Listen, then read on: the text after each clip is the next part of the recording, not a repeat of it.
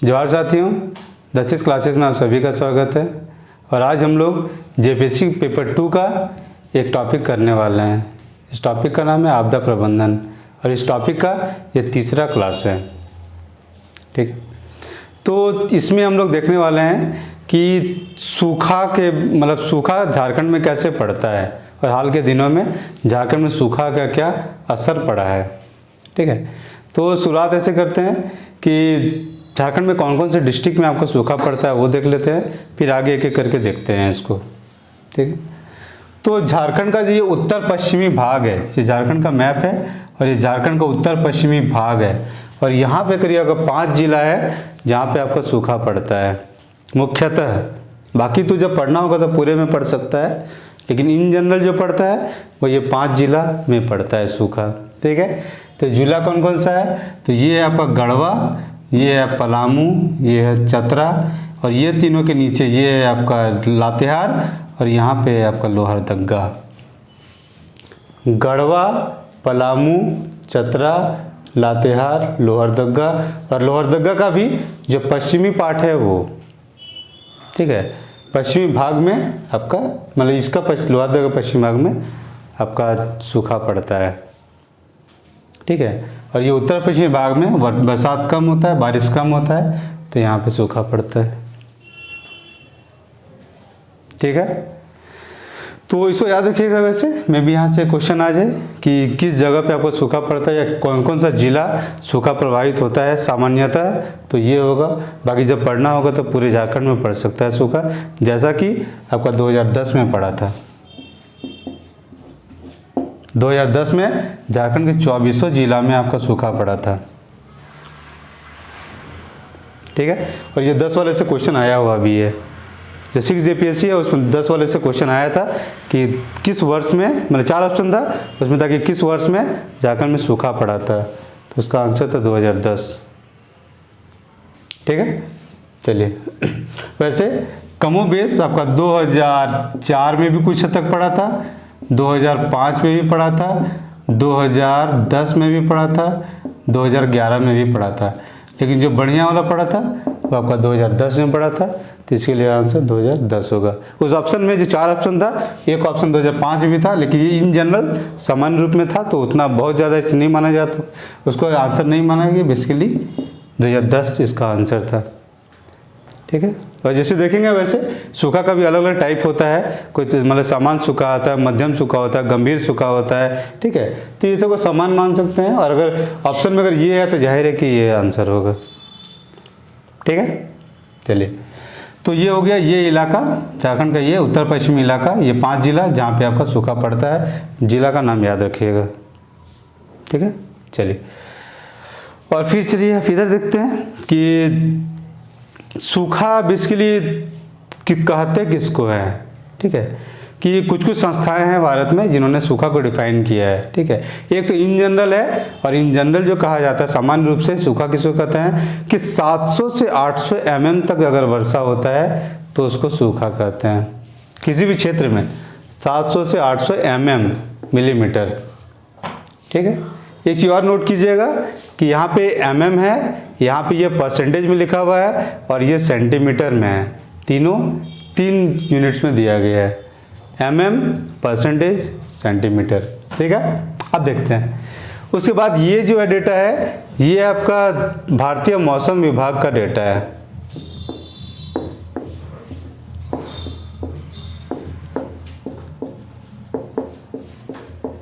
Meteorological department,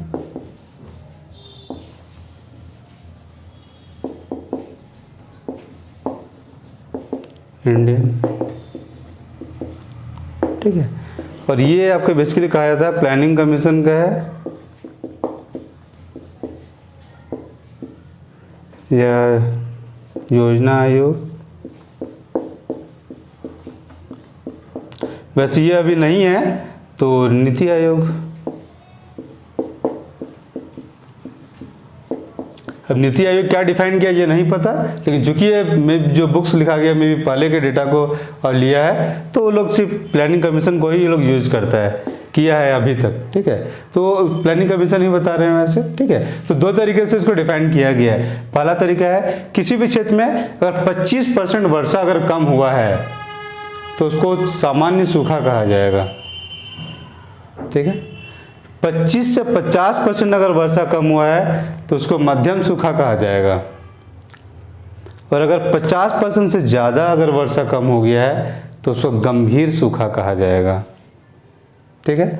तो और जो 2010 में आया था इसमें 47% वर्षा आपका कम हुआ था, तो ये बेसिकली मध्यम वाले सूखा में आएगा, ठीक है। गंभीर को टच करता होगा लेकिन ये मध्यम सूखा में ही आएगा, ये जो कि 2010 में झारखंड में पड़ा था और 24 जिलों इससे इफेक्ट हुआ था, ठीक है। और ये इतना अधिक था कि इसमें करीब करीब 50% जो खाद्यान्न का जो उत्पादन है वो कम हुआ था। 50% खाद्यान्न कम हुआ था, फूड ग्रेन्स, खाद्यान्न, ठीक है। और जो क्या कहते हैं आप धान कर लीजिए, ठीक है, पैडी, इसका करीब करीब 10 लाख हेक्टेयर का आपका उत्पादन तक नहीं हो पाया था, उसमें इस हद तक का असर हुआ था, ठीक है। 47% खाद्यान्न का उत्पादन कम हुआ था, नहीं मतलब बरसात हुआ था बेसिकली, मतलब इतना 47% सूखा पड़ा था, ठीक है। और खाद्यान्न का उत्पादन 50% तक आपका घट गया था, और 10 लाख हेक्टेयर में आपका धान का खेती नहीं हो पाया था। इस हद तक का असर पड़ा था 2010 में, ठीक है। तो ये बेसिकली है कि इसको समझाने के लिए था कि मतलब मध्यम वाला का क्या थाल रहता है, ठीक है। उसके बाद तो 50% से ऊपर है तो जाहिर है कि वो गंभीर सूखा में है, ठीक है। और ये कहा है कौन, तो भारतीय मौसम विभाग या मेट्रोलॉजिकल डिपार्टमेंट का है, ठीक है। और ये प्लानिंग कमीशन क्या कहता है कि किसी क्षेत्र में अगर जून से मिड सितंबर या मध्य सितंबर तक अगर किसी 4 महीना में न कहने 4 सप्ताह में अगर 50 सेंटीमीटर से कम वर्षा हुआ है तो उसको सूखाग्रस्त क्षेत्र कहेंगे, ठीक है। देखिए जून से मिड सितंबर मध्य सितंबर तक के इसके बीच में किसी 4 सप्ताह, ठीक है, जून से मध्य सितंबर के बीच में किसी 4 सप्ताह में अगर 50 सेंटीमीटर से कम वर्षा हुआ है तो उसको सूखा क्षेत्र घोषित करेंगे। इसके अलावा अगर पूरे बरसात के सीजन में अगर 75 सेंटीमीटर से कम वर्षा हुआ है तो उसके बाद उसको सूखाग्रस्त घोषित करेंगे उस क्षेत्र को, ठीक है। 2 क्राइटेरिया, एक चाहिए इसके बीच में 4 सप्ताह 50 सेंटीमीटर से कम, ये 50 सेंटीमीटर से कम, और यहाँ क्या है कि 75 सेंटीमीटर से कम पूरे बरसात के सीजन में 75 सेंटीमीटर से कम है मतलब सूखाग्रस्त क्षेत्र उसको घोषित किया जाएगा। तो 3 डेफिनेशन हम इन जनरल 700 से 800 mm, यहाँ mm है, ठीक है, मिलीमीटर, यहाँ पे ये परसेंटेज में है। 25% से कम सामान्य सूखा, 25 से 50% मध्यम लेवल का सूखा, 50% से ज़्यादा अगर बरसात नहीं हुआ तो फिर आपको गंभीर सूखा, ठीक है। और प्लानिंग कमीशन के हिसाब से क्या है और नीति आयोग क्या कहता है अभी एग्जैक्ट नहीं पता है क्योंकि इसका डेटा नहीं पता है वैसे, ठीक है। तो अभी प्लानिंग कमीशन के हिसाब से रखते हैं। और ये क्या कहता है कि 50 सेंटीमीटर से कम अगर मिड मतलब जून और मिड सितंबर के बीच में किसी 4 सप्ताह में या फिर पूरे सीजन में अगर 75 सेंटीमीटर से कम है तो उसको सूखाग्रस्त क्षेत्र घोषित करेंगे, ठीक है। उसके अलावा 2004, 2005, 2010, 2011 में आपका झारखंड में सूखा आया था, लेकिन जो थोड़ा गंभीर रूप में था वो 2010 वाला था, ठीक है। कैसे खाद्यान्न कम हुआ था वो बता दिए, और धान की खेती कैसे घट गया था वो भी बता चुके हैं, ठीक है। और झारखंड में सबसे ज़्यादा सूखाग्रस्त जो जिला है वो है आपका पलामू, ठीक है। पलामू, ये इलाका पलामू झारखंड में सबसे ज़्यादा मतलब सूखा वहीं पड़ता है, और करीब लगातार 22 साल से वो गंभीर सूखा में वो झेल रहा है, वो मतलब काफ़ी हद तक वो सूखा झेल रहा है पलामू, ठीक है। तो सबसे ज़्यादा सूखाग्रस्त क्षेत्र का डेटा आ सकता है वैसे, तो उसका आंसर पलामू होगा, ठीक है। और फिर उसके बाद आ जाता है कि आपका इसका उपाय क्या क्या है, ठीक है, कि जो सूखा पड़ रहा है झारखंड में, तो इसको सुधारने का उपाय क्या क्या हो सकता है। ठीक है, तो इसका मेनली दो उपाय कहा जाता है। एक तो एक संरचनात्मक है, ठीक है, जो कि आपको एक स्वच्छात्मक कर लीजिए कि मतलब स्वच्छ या कंजर्वेटिव कर लीजिए कि मतलब बचा के रखने के लिए, और दूसरा कि एक त्वरित है कि तुरंत एक्शन लेना है क्या।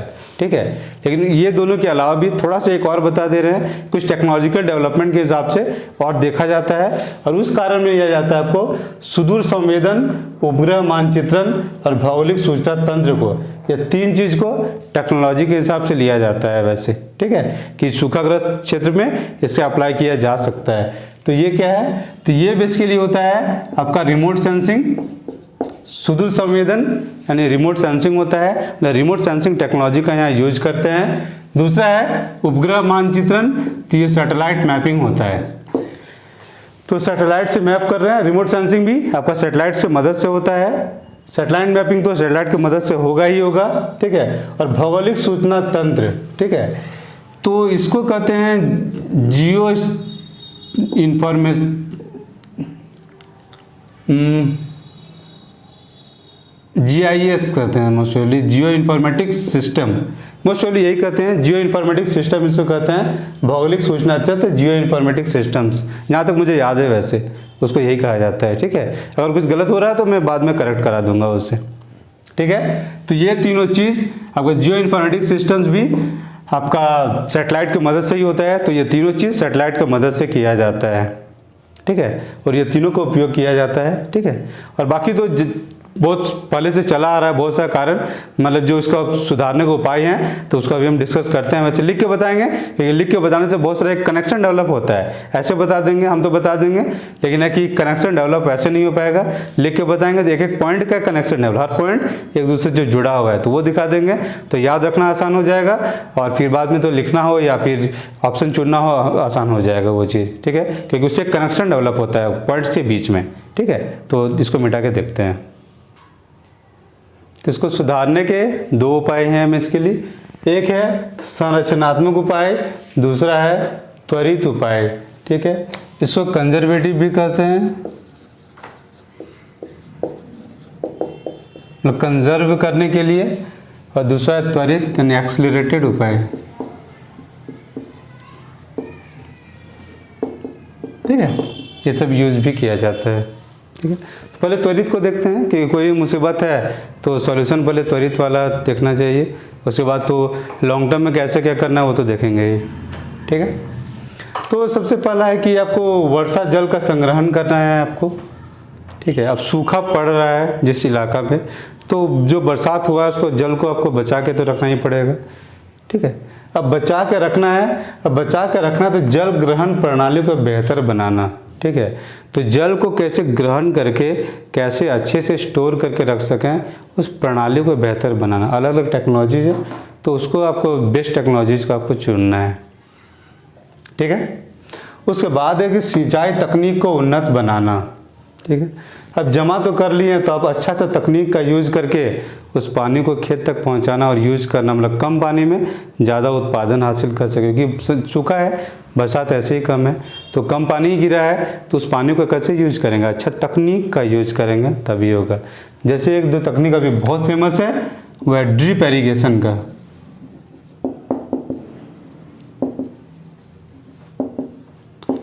इसमें हिंदी में शायद टपक कुछ कहते हैं, टपक समथिंग है, ये टपक सिंचाई पद्धति या ऐसे कुछ है ये, मतलब बूंद बूंद करके आपको सिर्फ पौधे को मिलता है जिस पौधे को आप देना चाहते हैं।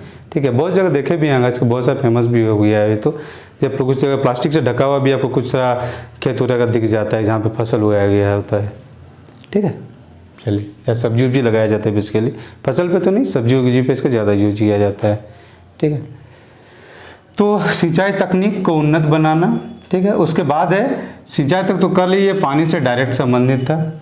उसके अलावा है कि क्षेत्र के अनुरूप फसलों का चयन करना।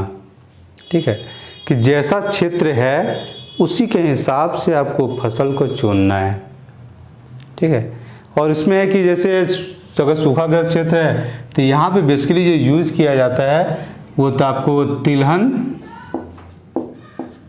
और दलहन का।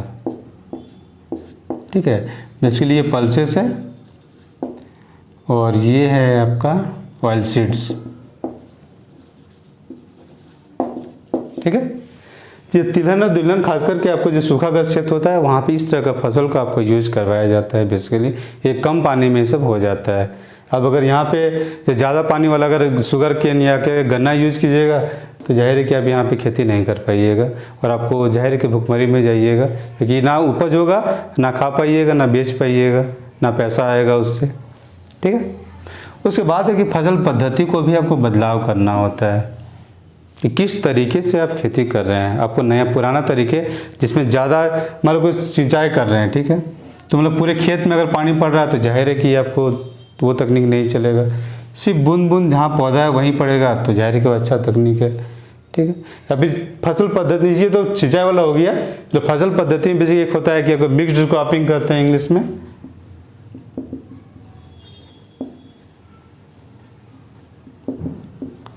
इसमें होता है कि तरह तरह का फसल लगाया जाता है।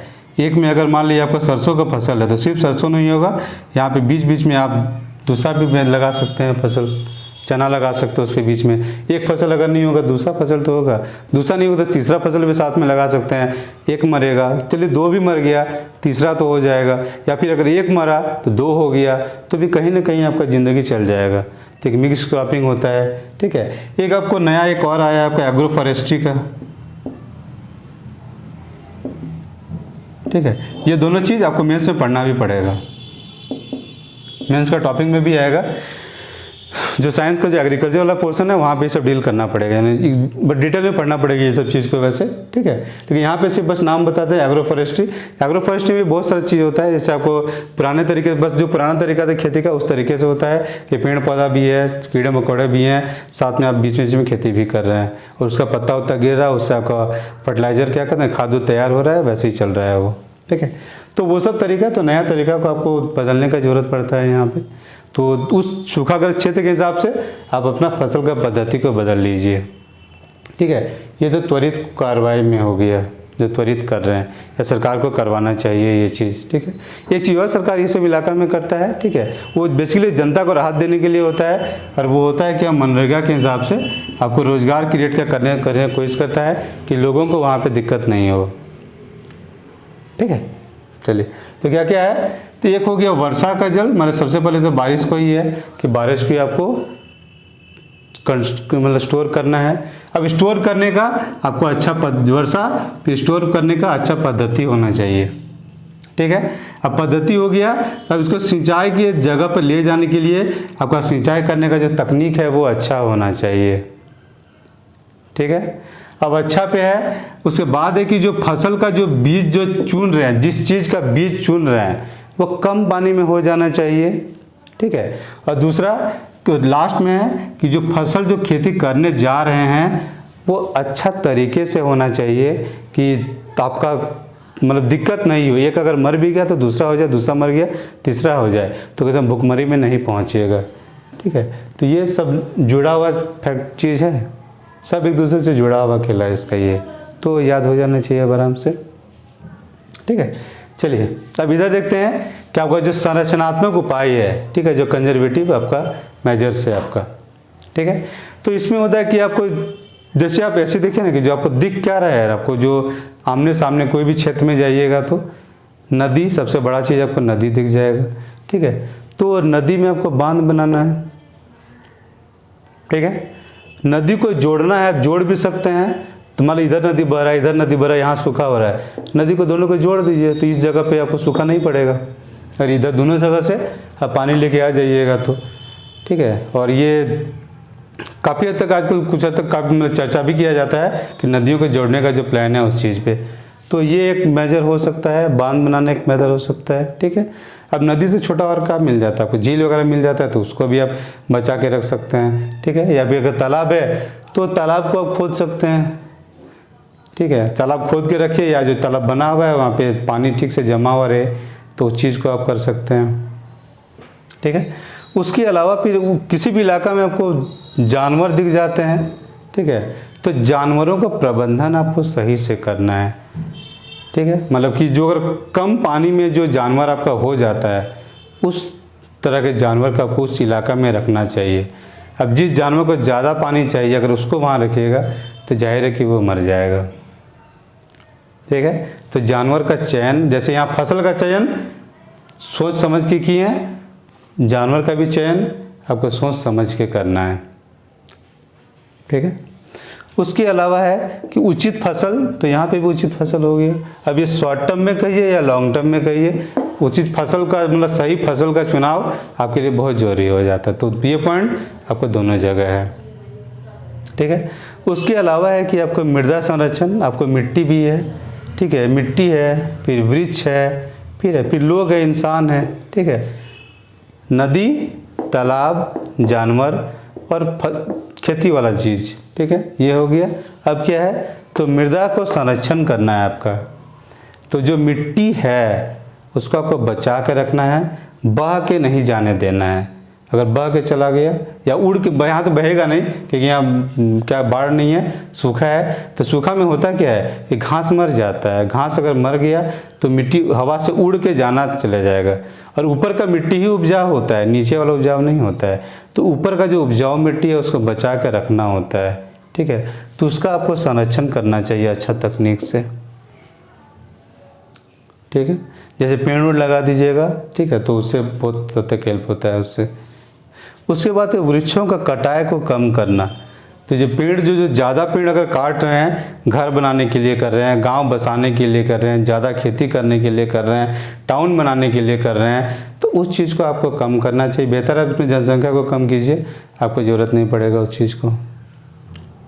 ठीक है, क्योंकि अगर ज़्यादा जंगल को काट कर पेड़ को ज़्यादा काटिएगा तो जाहिर है कि वो ज़मीन खाली। ठीक है, वो ज़मीन अगर मतलब पेड़ बहुत सारा लगा हुआ है तो पेड़ का जड़ क्या होता है कि मिट्टी का अपरदन को भी रोकता है। पेड़ होता है तो घास फूस भी उगा हुआ होता है, उगा रहता है, तो जाहिर है मिट्टी अपरदन या सॉइल इरोजन नहीं हो पाता है उतना अधिक। ठीक है, लेकिन अगर पेड़ नहीं रहेगा तो मिट्टी आराम से, घास भी ठीक से नहीं अगर हो पाया, सूखा रहा है, घास नहीं हो पाया, तो जाहिर है कि मिट्टी उड़ के चला जाएगा। तो जाहिर है कोई ज़मीन का उपजाऊपन घट जाएगा। उपजाऊपन घट गया तो जाहिर है कि वहाँ पे फसल का उत्पादन ठीक से नहीं हो पाएगा। ठीक है, उसके बाद है कि लोगों में शिक्षा एवं प्रशिक्षण। तो लोगों को ये जो सूखा से कैसे हैंडल करना है उसका आपको शिक्षा देने का ज़रूरत है। शिक्षा के साथ साथ आपको ट्रेनिंग भी देना पड़ेगा या आपको प्रशिक्षण भी देना पड़ेगा।